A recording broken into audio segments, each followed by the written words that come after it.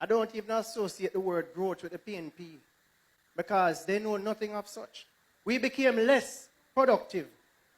When the productivity cut, we weren't earning enough to service the debt. So we start going to backlog. Oh, rewrite this, extend that, give me more money, do this. People are borrowing money to pay teacher. Borrow money to pay nurses. Borrow the money to pay police. If you're running a business and you're borrowing money to pay the business rent, shut it down. How can you borrow money to pay bills? That is what the PNP was doing. So the debt went up and up. And then by the 1990s, under one man will come out and say he's the opening batsman, Mr. PJ Patterson, who has no moral authority to speak on economic performance. Come out. And guess what? The PNP can't know better because he's still better than Mark. A very good morning, good afternoon, good evening from wherever you're watching us from across the beautiful island of Jamaica or in the diaspora. So today we're going to dive deep into a conversation that's been on the minds of many Jamaicans for even years.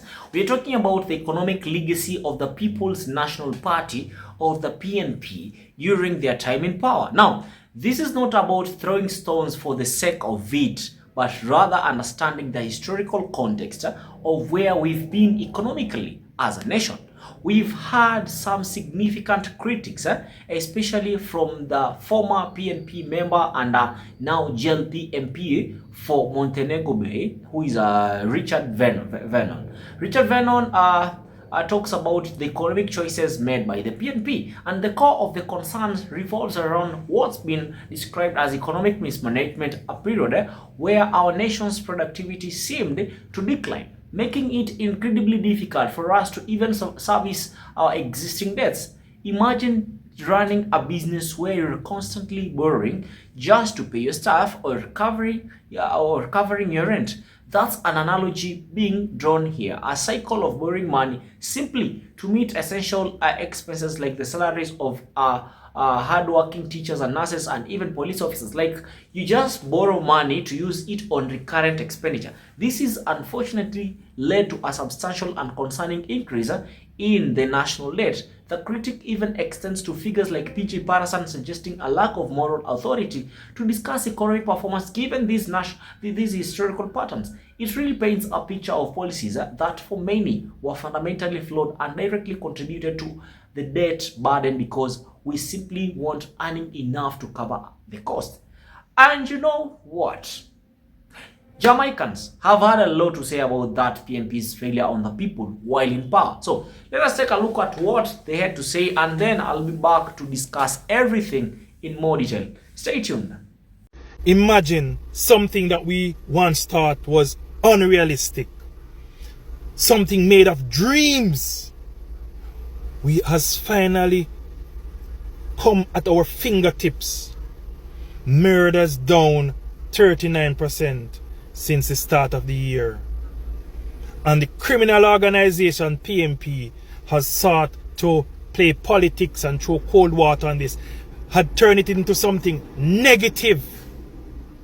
I am saying to well-thinking Jamaicans, all those persons who have stayed away from the polls over the years, we should make an example out of the PNP and show them that, listen, this type of politics that they are playing is no longer welcome in Jamaica.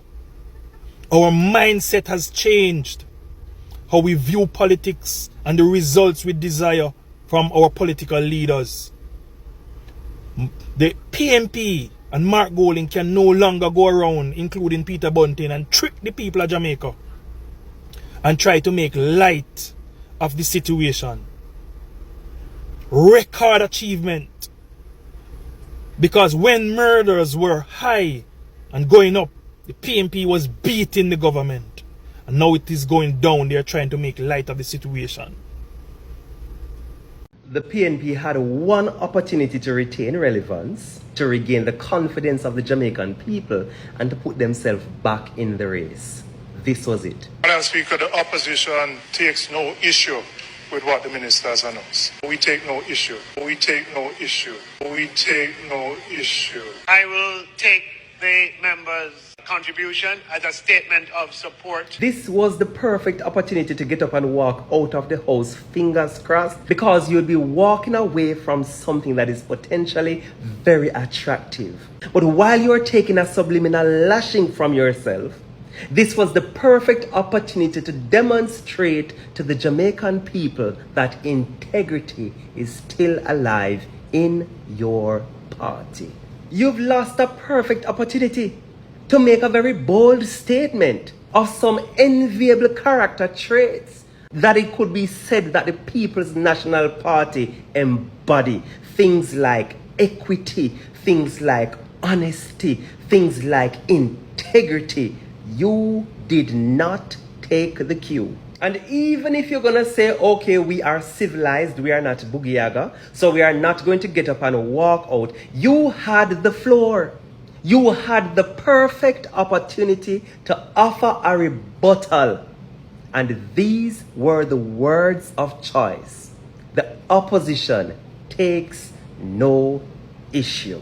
Clearly, you were either enamored, beguiled, or hypnotized by the very charismatic Nigel Clark, that you lost your equilibrium, you lost your center of gravity. And it is after much recalibration that you know one come here and come change the tune after not drop the rhythm from day one. Now, allegedly, these are some of the sentiments coming out of the PNP camp. Major salary increase standoff in the PNP.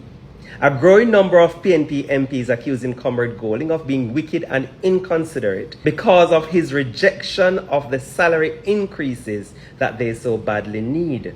Councillors feel powerless to speak out because of fear that they will be replaced in the next local government election.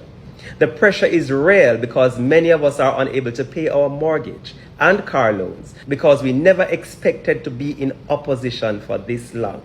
Something about this devil sound right. I feel like I make somebody make it up, like them I try to stitch up the PNP.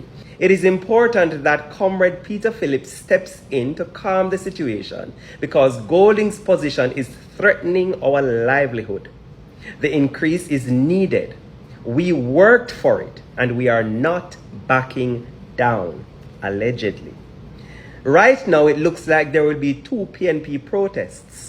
One for the salary increase and the other by Masamak and his rich friends who are so wickedly against it. Again, allegedly. This just sounds like propaganda to me because truthfully, I just feel like somebody have a writ against the PNP and decide to just write something and put it out there. But let's hear what you have to say about it. While we might be very unsure as to what's going on there, one of the things that we are sure about now is that Mr. Golding has pledged to donate 80% of his increase to some worthy cause until the kinks are ironed out and until discrepancies are resolved. What that implicitly suggests is that as soon as them get this thing sorted and situated, him, like everybody else in Parliament, is happy to grab him 200% increase and run with it. So along that same wavelength, worthy of note as well is that nobody in the PNP has resisted this offer and nobody has come forward with a counter offer that is more economically feasible for the country at this time. So that suggests to us that they're all right with it. Consequently, it can be argued that the PNP's public diatribe or outrage at the moment sits right at the intersection of bluff and fluff. You had one job and you completely misunderstood the assignments. I guess and tell me what happened. The PNP did not the show. Only dead in the show. Right now, the subtotal of the opposition party in Jamaica is Damian Crawford. Good people, welcome back to the channel. I hope you're all doing good, and that was just a powerful look at the sentiments on the ground. It's clear that a new era is dawning in Jamaican politics, and an era where the old playbook doesn't cut it anymore. We're seeing a fundamental shift in how Jamaicans perceive politics and, more importantly, what they expect from their leaders. So Allow me to talk about this. There is a growing consensus that a certain type of politics, the kind that might have relied on rhetoric over results or divisive tactics over tangible progress, is simply no longer welcome. And the Jamaican people are evolving, and so too are their expectations for governance.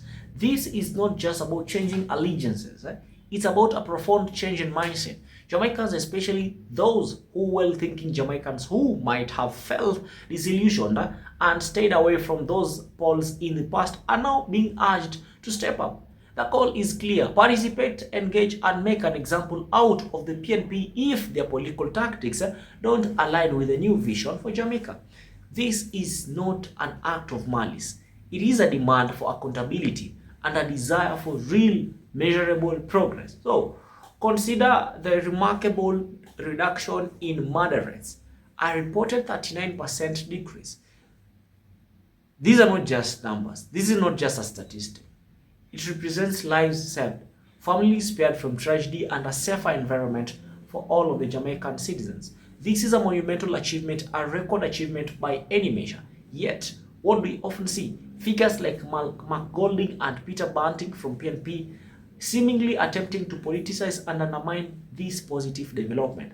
It is a stark contrast, yes, of course, a stark contrast here, isn't it? Because when crime was rampant, the opposition was quick to criticize and hold the government accountable.